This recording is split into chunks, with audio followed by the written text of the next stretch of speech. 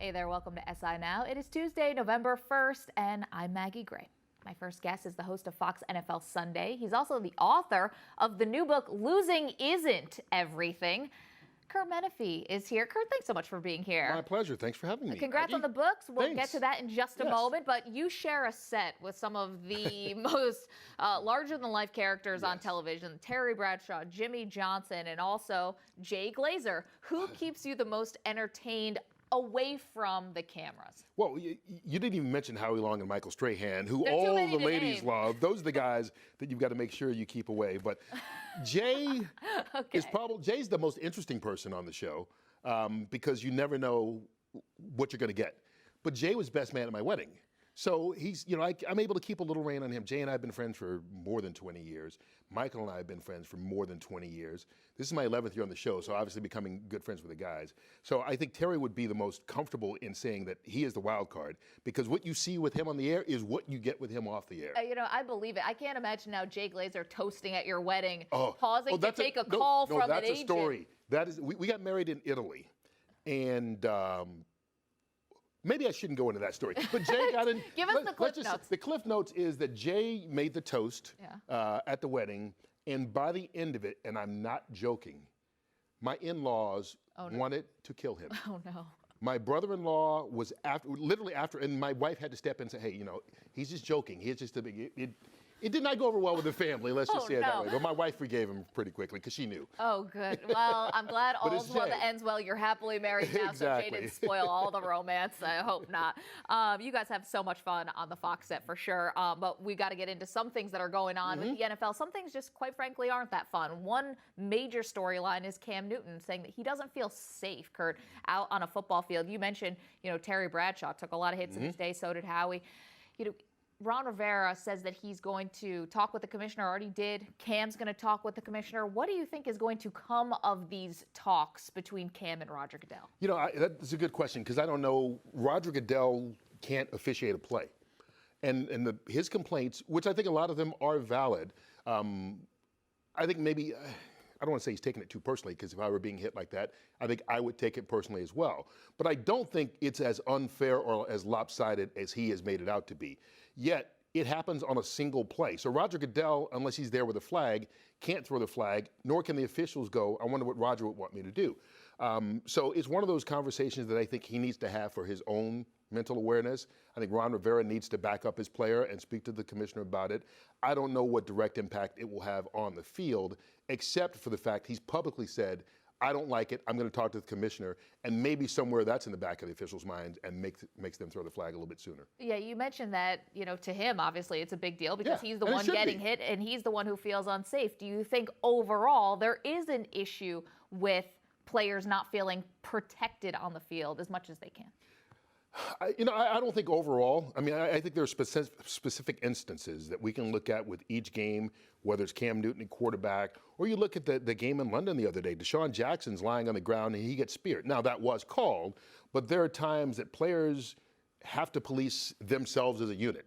And the players' union has to become more involved in this and tell players, hey, look, just like you don't want someone affecting your livelihood, you can't go out there and take someone else's paycheck away or potentially take their paycheck away. So I think this is a big job for the union to be involved, which I think has been silent on the issue, or maybe a little bit more silent than it should be.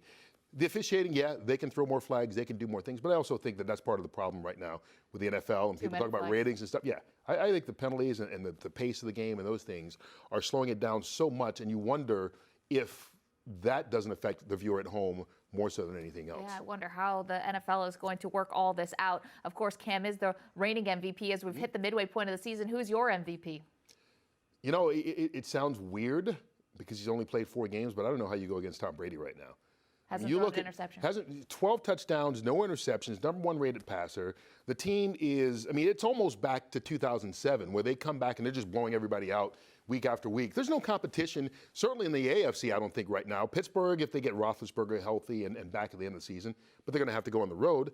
I don't know who can challenge them in the AFC. And if you look at the NFC, there are 3 or 4 teams that are playing well, but nobody's playing at the level that Tom Brady and the Patriots are playing at right now. When you're having these conversations on the Fox NFL Sunday, why do you think Brady's playing as well as he is at the age of 39? One, because he's a guy, Michael Strahan told us a story a while back, is that Brady's one of those guys. You see a lot of guys during the season, they're strict, they work out, they eat right, and in the offseason, they vacation. They have a drink or 2 or 3 or 4, or they go to the beach and they relax. Well, Brady does the beach thing and all that, but he met Brady at parties in the offseason, and Tom Brady does not drink in the offseason. If he has anything, it's a cranberry or something. So he's always paid attention to what he puts in his body and how he takes care of himself. I think that's allowed him to continue to perform well even at the age of 39 because he's taking care of himself. I do believe, though, that this is his revenge tour. He was suspended those first 4 games, and he's out to, one, not only prove that he is still the best player in the league, but 2, I think he is so driven to win a championship and have Roger Goodell have to present him with a trophy. It's going to be awkward, Kurt. It will be very awkward, but I do think that that's a motivating factor for him. Oh, I totally agree with you. We should get to the book, Losing Isn't Everything. You really found a lot of people in the sports world who become infamous for failures that they've experienced at the biggest stage. Who was the saddest story of this book? Who did your heart really break for? Well, I think the big thing for me was I almost looked at it as a psychological experiment because I wanted to find out how losing affected these people, their families, them as individuals, being known for having lost a Super Bowl or World Series, and not just losing it, but being an instrumental part of losing that. Because I think there's lessons for all of us that we can gather out, how to bounce back from adversity, how do you keep, because the sun keeps going up every single morning, no matter what. You got to keep going. These losses stay with people for a long time. They do, and you asked which was the saddest, and I don't know if I'd use the word sad, but the one that affected me maybe the most was Calvin Schiraldi. And it's the first chapter of the book, the 1986 Boston Red Sox. Everybody looks at it, and they talk about the ball going through Bill Buckner's legs. Well, if you really go back and you look at it, Game 6, which that happened against the Mets, Boston had a 1-run lead in the 8th inning. Schiraldi blew that lead as a reliever. He stayed in the game in the 10th inning, had a 2-run lead, gave up 3 consecutive hits, got 2 outs first, then gave up 3 consecutive hits, blowing that lead. Then the ball went through Buckner's leg. They come back, pitch Game 7. He comes out of the bullpen in the 7th inning, 3-3 tie. First batter, Ray Knight, he gives up a home run, loses that game. So he lost games 6 and 7. And he said that next year was so difficult for him. He only pitched in the majors 4 more years, retired at the age of 29. But he had to put up walls to defend himself because of the way the fans treated him and media, et cetera. But those walls carried over into his personal life. And he wasn't really involved with his family. Finally, in 2013, almost 30 years later, his wife said to him, look, unless you go to therapy, we're getting a divorce because you're not the man that I met that played in the minors or when you first came up. You're not the same person, and you haven't been for the last 3 decades. And he has been, and he's been working on his marriage, and he was very honest in the book about how it's not only affected him but his family. But I think that to me, is one you look at and you're like, wow, it was just a baseball game or 2. But for the rest of his life, it not only bothered him, it affected his marriage. It was so interesting to read about Schiraldi, also Craig Elo in this book, Rodney Harrison in this book, even the Olympics, Lindsey Jacob Ellis.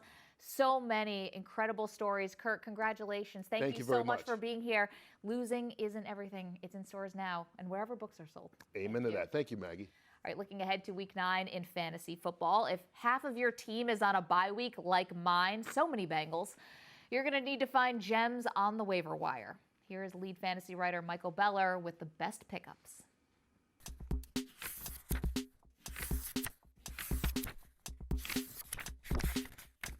6 more teams go on bye this week, meaning the waiver wire should still be open for business for owners in the playoff hunt. 1 injury and 1 surprising week 8 benching kick off the waiver wire this week. We'll start with the injury by taking a look at the Kansas City backfield. Spencer Ware suffered a concussion, opening the door for Charcandrick West to step through for a bigger role in the Kansas City offense. It's entirely possible Jamal Charles won't ever be the same, especially this season, meaning West should be the man in Kansas City while Ware is out. He ran for 52 yards on 14 carries after Ware's injury last week. West isn't nearly the weapon Ware is, but he'd likely handle the bulk of the work coming out of Kansas City's backfield should Ware be out because of his concussion. Volume is volume, and we've seen West succeed as the feature back in the past. He should be the most popular player on the wire this week. Mark Ingram lost a fumble early in the Saints' Week 8 win over the Seahawks, and Sean Payton has seen enough. he affixed his starter to the sidelines for the rest of the game, making Tim Hightower the team's workhorse. Hightower ended up running for 102 yards, giving the Saints their first 100-yard rusher this season. Payton did not say that Hightower would be the team's starter, but it's likely the veteran is in for more work given the coach's frustrations with Ingram. We've seen enough of Hightower to know what he is. He needs volume to make a significant fantasy impact. At this point, it's worth throwing him some love on the wire and hoping he gets that volume. Russell Shepard has taken on a larger role in Tampa Bay's offense since Vincent Jackson went on IR. He had just 2 receptions and 3 targets last week, so we're not exactly talking about a league-winning addition here. Still, with 14 teams going on bye over the next 3 weeks, Shepard can provide some necessary depth at both receiver and flex. Arizona, Cincinnati, New England, and Washington are among the teams on bye in Week 9. That means Carson Palmer, Andy Dalton, Tom Brady, and Kirk Cousins will be unavailable to their owners. If you need to stream a quarterback, consider grabbing Sam Bradford off the wire. He has a great matchup with the Detroit defense that has allowed the most points per game to quarterbacks this season and could have a lot of trouble slowing down Stephon Diggs and Kyle Rudolph. That'll do it for the waiver wire heading into Week 9. I'll be right back here with all of you on Friday to talk stardom or sit 'em. Until then, happy hunting on the wire.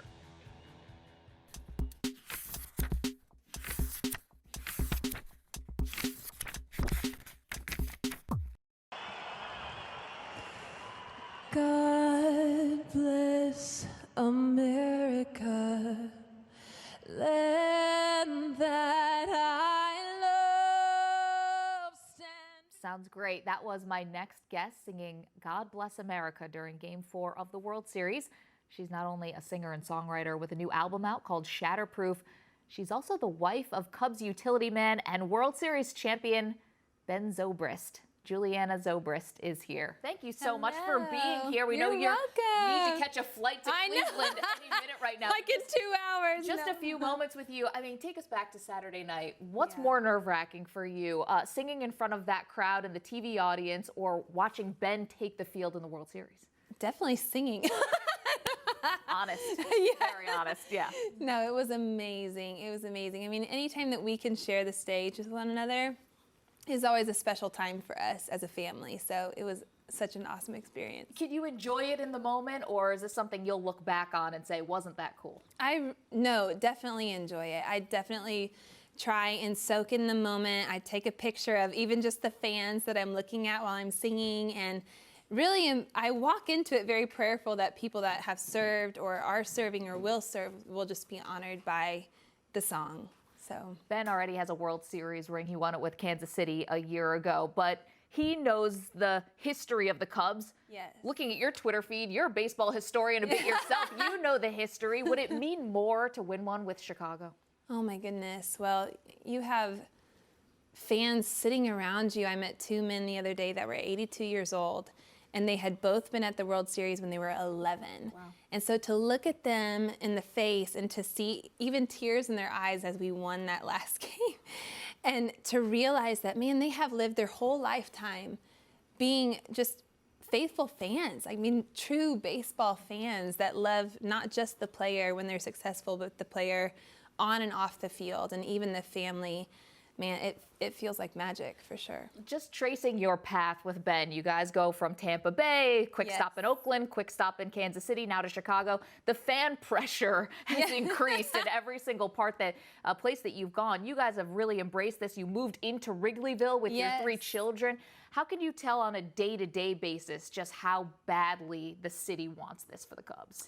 Well, we get chalk notes on our driveway.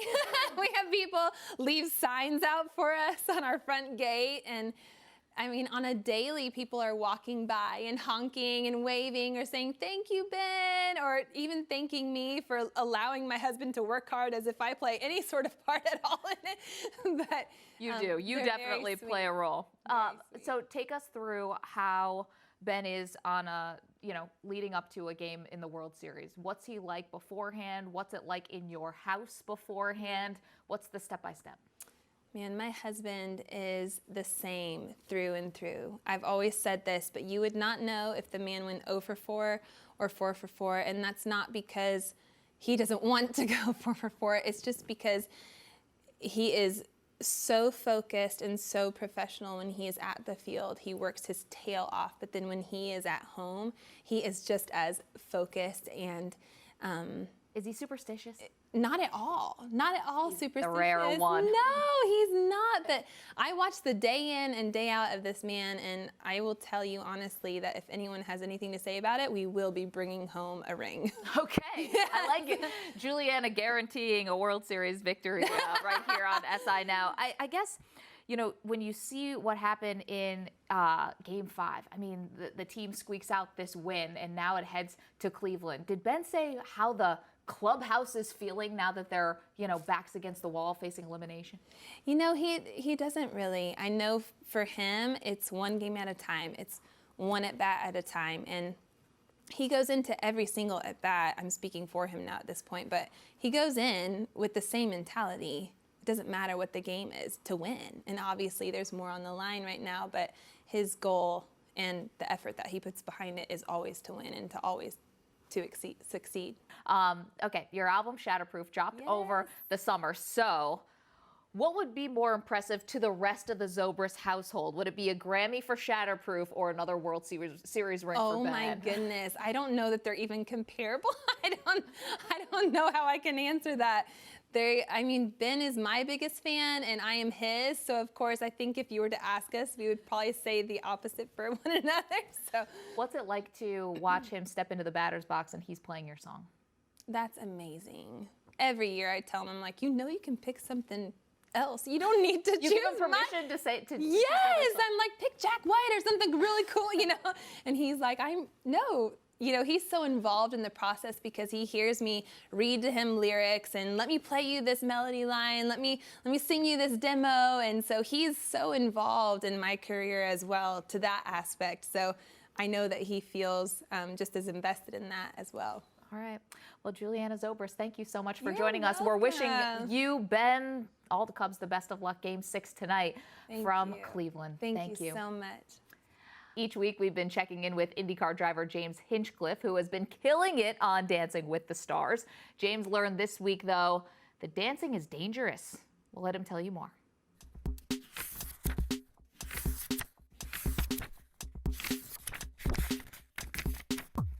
Hey guys, I know you're probably wondering who this is, but despite all this, it is in fact James Hinchcliffe, Verizon IndyCar Series driver, and your SI Now and Extra Mustard behind-the-scenes reporter from Dancing with the Stars. As you could probably guess, it's Halloween week. It's actually Halloween itself. Monday, show day, Halloween, always a really cool week here on Dancing with the Stars. As you can see, we go all out. This is just the makeup. Wait till you see the costume, and wait till you see what everybody else is in. It's actually awesome. It's so impressive what these people on staff here can do. And obviously, like I said, a pretty cool week for all of us to be involved in. That said, it's been a hell of a week from my point of view. Let me tell you why. First off, last week on Monday during dress rehearsal, my partner, Sharna Burgess, slipped on her dress in one of the numbers we were rehearsing and actually tore a little bit of her MCL in her right knee. Long story short, she's been off the floor ever since. She had to fly out to Ohio to get some treatment, and I've actually had a partner replacement. So for me, bit of a stressful week. You know, essentially my entire dancing career, all 2.5 months of it, has been with the same person. So switching up partners, it's like switching teams in sports. It's like getting a new coach. You know, there's that get to know you period, that learning how each other works and trying to get through it all. And honestly, we really didn't have time for that. Like everyone else, it was less than a week till the next show, and this week in particular, on top of the Halloween individual competition dance, we have something called the LED Challenge, which means all couples have to learn 3 different styles of dance: a salsa, a cha-cha, or a jive, and you won't know which one you're gonna do until showtime, on top of your individual routine. So I had to learn 4 dances this week with a brand new partner. Sharna tried to FaceTime in from Ohio when she could and give her notes, and this is still Sharna's concept. It's something that she designed and started thinking about in week 1. You know, the very first rehearsal we ever had, she said 2 things you gotta start thinking about: most memorable year and Halloween, for if we make it that far. I think you can probably guess who we are. And I know she's got to be missing this routine. It sucked not having her. We missed her a lot. But this is still very much her creative, her choreography. Everything about this is her. But Jenna Johnson stepped in to do the dancing on her behalf. And Jenna's been a lifesaver in this whole process as well. So, look, I can't even take me seriously looking like this. Never mind you guys. I'm going to let you go now. We got to head out to the live show, get this thing under wraps. So by the time you watch this, this is all said and done. Again, James Hinchcliffe, athlete reporter, SI Now, and Extra Mustard. Make sure you check him out. We'll be back next week for more.